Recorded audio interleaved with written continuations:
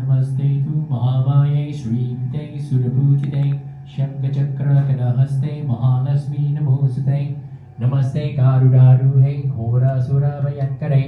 सर्वपापहरे देवी महालक्ष्मी नमोऽस्तुते सर्वै सर्ववरदे सर्वदुष्टाभयङ्करे सर्वदुःखहरे देवी महालक्ष्मी नमोऽस्तुते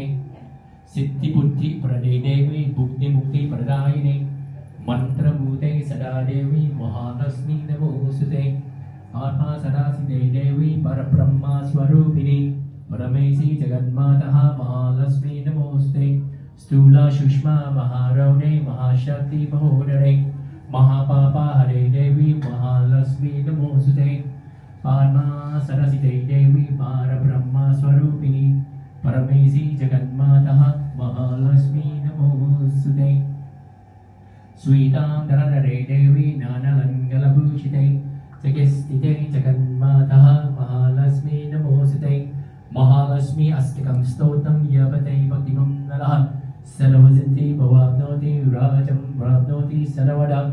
एककाले भवेत् नित्यं महापापविनाशनं द्विकालं या भवेत् नित्यं धनाधान्यसमन्वितः त्रिकालं या भवेत् नित्यं महाशत्रुविनाशनं महालक्ष्मी भवेत् नित्यं प्रसन्ना वरदा शुभा श्री महालक्ष्मी